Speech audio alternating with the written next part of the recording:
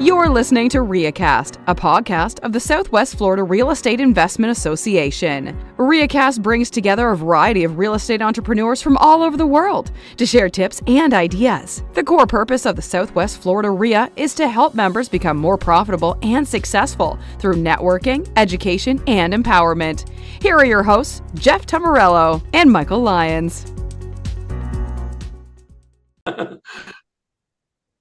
This is Jeff Tamarello. I am one of the directors of the Southwest Florida RIA, joined by the other director of the Southwest Florida RIA. We're here to talk to Rob Subkovic. He's going to be speaking at the upcoming nighttime meeting. It should be a great topic. Thought we'd just kind of talk about the topic, and it's not like the three of us are going to struggle at all to talk about real estate for the next 8 hours, because that's kind of what we all do. So, how you doing, Rob? Doing pretty well, Jeff. Thanks. Yourself? So if you can, give us your origin story. How did Rob Subkovic come to be? The Rob Subkovic. The one and only. Interesting. Well, my mom, I guess, got into, I'll do the real estate part of it. She got her real estate license up in New Jersey when I was a young man. And my dad, they did a couple of flips together.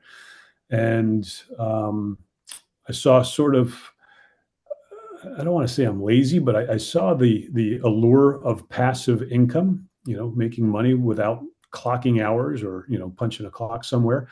And I definitely like that. So that led, and she helped me. She felt guilty. I went to the Marine Corps after high school. I didn't go to college. We didn't have the money, and I didn't really want to waste any, I didn't know what I wanted to do anyway. So while I was in the Marine Corps, she loaned me 10 grand, and I bought my first investment property for $23,000, I think it was, in New Jersey, and fixed it up. My brother and I painted it for a couple of thousand, had it rented for a couple of years, and sold it, I think, a year or two later for 65, and bought a 6-unit for 66, and sold that a year later for 105. I said, hey, you know what? This is pretty fun. That's sort of where it went from there. You kept the first one. What's that? You should have kept the first one. What do you think that's worth today? You know what? That's a great question, because that's in Jersey City before the PATH train got to Jersey City, New Jersey. So I don't know, but there are some properties I looked at back then, and I think that's also when I stopped listening to Mom, because I remember when I was looking at some brownstones near the PATH up there, and she said, "Oh, that's too much money. Don't buy that." And looking back, that's probably worth big bucks now. Yeah, probably. But it's worked out pretty well, so I can't complain. Yeah, that's awesome. And now, in the beginning of getting going, and not to give away your whole story, but any lessons learned right from the get-go that you wish you would have known? I mean, before you... Rob, not to make you sad, but the median price is $710 in Jersey City. He went back and checked. Of course he did. Yeah, Jeff would do that, yeah. Well, the first mistake was selling, but any other mistakes, one mistake you could kind of share that you thought, man, I wish I'd known that prior? There's, it's fun. I don't know I think it's always important to be humble, right? And not get ahead of yourself and not get too big of a head. And I remember in the run up in 2005, and I'd been investing already a little bit, but this was a good a reminder. And it's why I named one of my LLCs, Allen Street Properties. I had a deal put together with a client of mine and a wholesaler. And the client backs out at the last minute. And I was like, oh, you know what? I'll do it. And I stepped in, but I never walked inside the property. And it was a property I could have bought a year earlier for 65 that now I was paying 180. But the numbers, it was 3 units, so still not bad. And the rental numbers worked. But after I got in, I realized that the guy that bought it for 65, maybe put $2 grand into it. It was still a $65,000 property. So I think it was a good learning experience of, again, staying humble. The basics matter, right? And what's more basic than actually putting eyes on the darn property? So that was a good lesson. And I did sell Allen Street eventually, actually after Ian, I think. And I did fine on it through the years, but I did have to rebuild it a few times, and it was a good. Again, it always reminded me to don't get ahead of yourself, or don't let your head get too big. So Yeah, I got this. I don't need to see it. It's all good.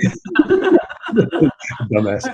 Yeah, looking back, man. Yeah. Well, so if you got a new guy or gal, first deal they're going to go do, what one bit of advice would you give them? If they've never done a real estate transaction before for an investment for themselves, what would you say?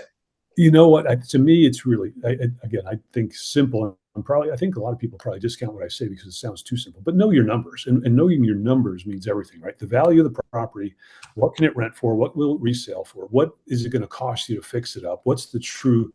Know what a property is compromised of, right? So make sure you understand fully what it's going to need. So if it's a fixer upper, don't overlook things because, oh wow, you think it's a good deal and you don't really want to look closely at that stain because it might really be an issue, right? You just want to get your first deal under your belt. Well, don't get carried away.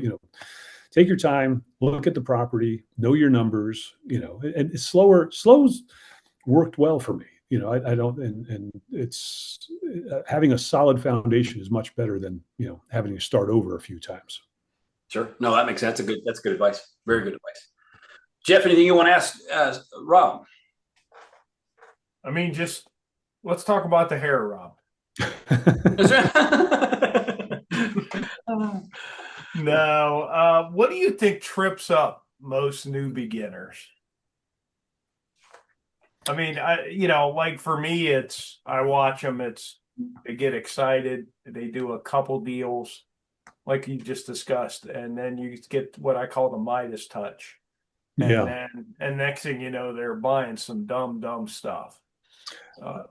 It's not easy, right? And every deal, it's still today, I valued, I don't know, thousands of properties, right? I mean, we talked about a couple earlier before we started that come through emails on multiples a day. And so, but I feel that I'm less sure, especially in today's market, right, of what the value is.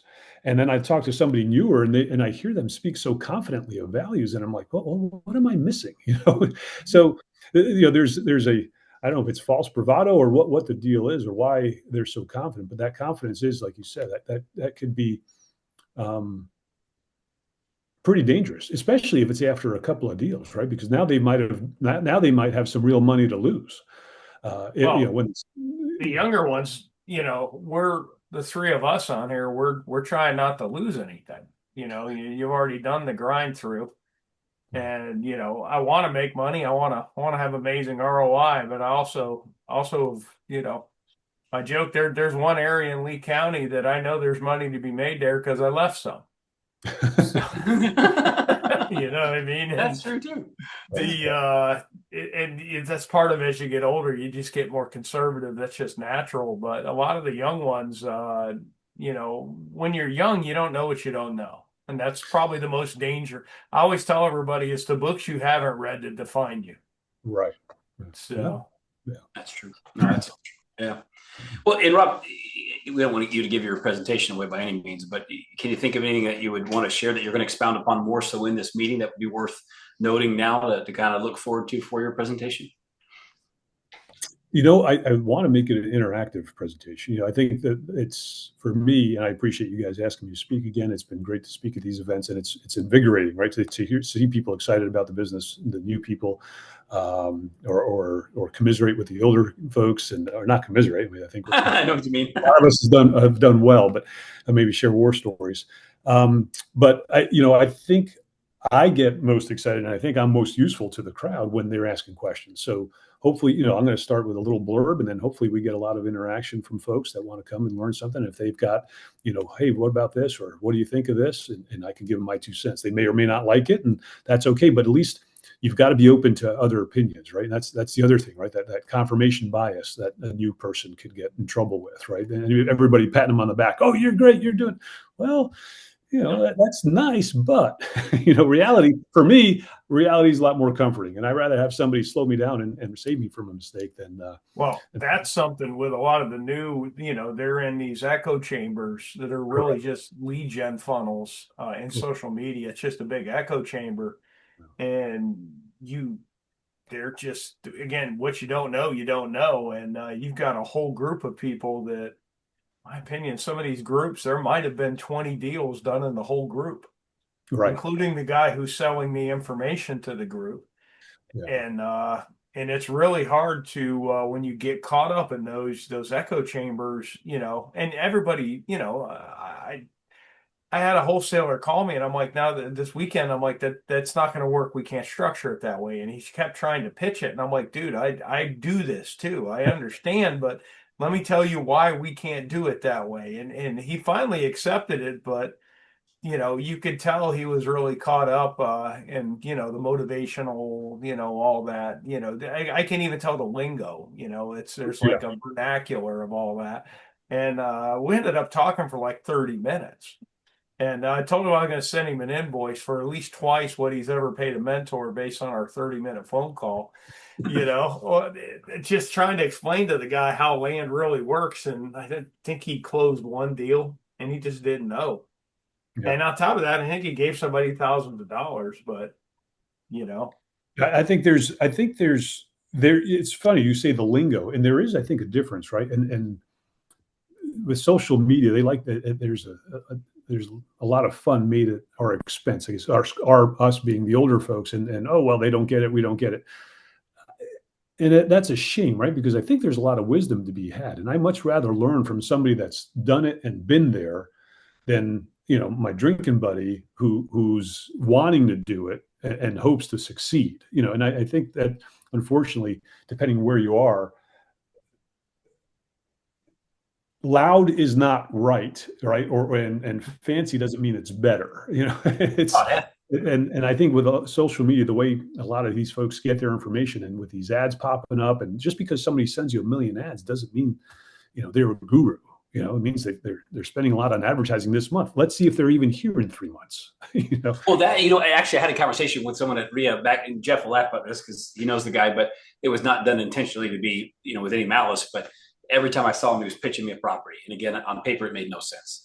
And then I said, if it's so good, why haven't you bought one?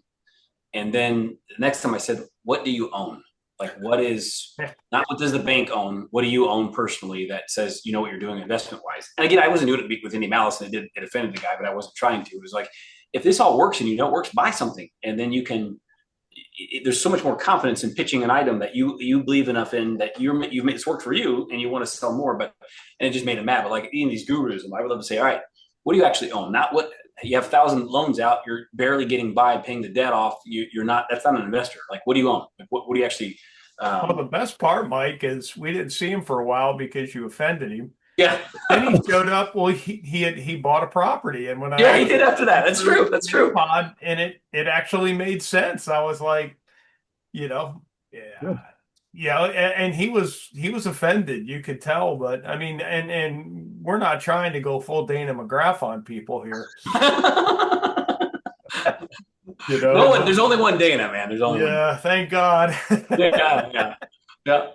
But no, again, that was not my intention. But he did end up, buying it. But even these guys that you're right, they think these guys don't know any better. Well, if we don't, then why have we bought so many, and why do we own so many now? Like, there's something to it. There's something said about people with experience, and they have scar tissue and made the mistakes and kind of learn from them. There's a lot of wisdom in that. Some of the best conversations I have are with the most difficult people I work with on the property management side, who own a huge portfolio, and they can be a pain in the butt, but they have the most wisdom of anyone that I deal with and experience, and that's where you learn from. So, yep. And a real question: we got 3 of us on here that have all had some sort of success, and if you got stripped down today and had to start all over again, and I'll go first on this, how would you start?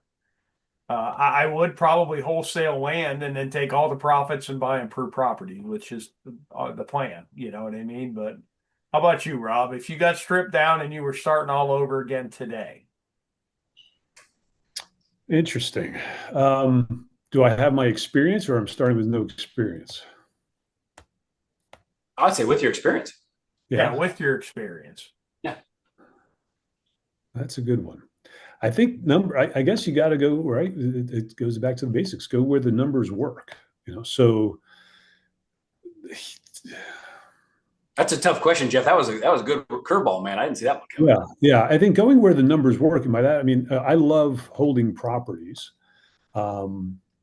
because it's easy to put. that passive income, right? Is the process for it. It's not rocket science. It's just discipline, right? So I like that portion of it. What I don't like are today's numbers, right? The property values, I think, are still high locally here, right? You guys have had some success in Georgia and gone other places, and I think that makes sense. You got to go where the numbers are. So No, it's not Georgia, Arkansas. Oh yeah, we don't want to tell everybody. Arkansas. Sorry about that. That's funny. So No, and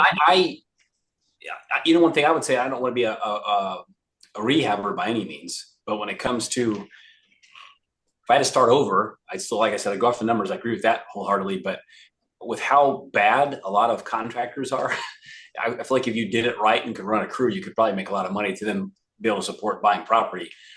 Maybe there's so many contractors that if they just showed up on time and did what they said they're going to do, they can make a lot of money. Yeah. And if they have an operation and some discipline on organizing it, that's been one of the biggest flaws I've seen in the business, even going in other areas where we're trying to find people, the discipline to be, all right, I want to make a killing every time I do a remodel job, but if I do one and I make money, I'll have multiple jobs after that and a stream of business coming for years to come if you do it right. And it's usually trying to kill you they get the first job and the second job, they either don't show up or they're charging double, and it just doesn't make any sense. So that's been a problem that I've seen. That's a great point, because if you think about it, what person would you want on your team? A GC is definitely there, right?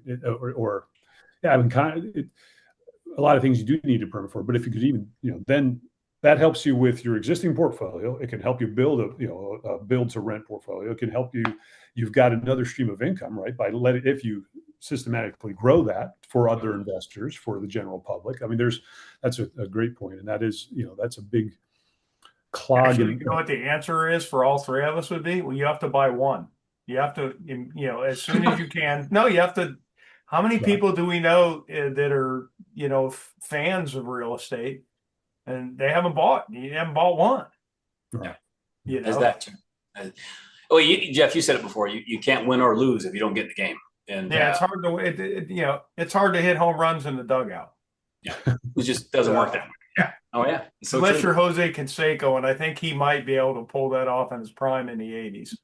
So, yeah, that's probably right. Because he could just hit the ball through the fence, as jacked as that dude was back then. That's good. Well, Rob, we sure appreciate you being willing to speak. We're very much looking forward to your presentation. We know you've got tons of experience. That's why we asked you. And I would just say to anyone listening, bring your questions, because he's more willing to have a dialogue with you about it. One more question, Rob. Are you going to pull up on the boat? That would be cool. Probably not. That would we got to get some kind of beachfront location. There you go. And then that would be cool too. Yeah. Have you ever been to years ago? There was they'd set up a barge in Malachie Pass there and have concerts. I've heard about that. I've never been to that, but that's been a while though, wasn't it? It's been 6, 7 years at least. So that'd be nice to come back. Oh, that'd be cool. In the winter. It'd be hot. I'm not sure this time of the year we all want to be on a barge. I don't mind being on plane, or if I'm catching fish, it's okay. But I don't think in September we're wanting to put everybody on a barge at 5:30 at night. No CMs are pretty rough that time of night, but that's all right. Well, again, hey Rob, we appreciate you, and we will see you next Wednesday. All right, guys. Next Wednesday. All right. Next week. Yeah. Pretty fast. Yeah, actually, I'll confirm that. Let me pull the calendar up here. It is Wednesday the 17th. This concludes this edition of RIAcast. Be sure to subscribe to receive our next episode. You can also subscribe at our website, www.swflreia.com. See you at a meeting soon. Please let us know if you have a suggestion for a future episode.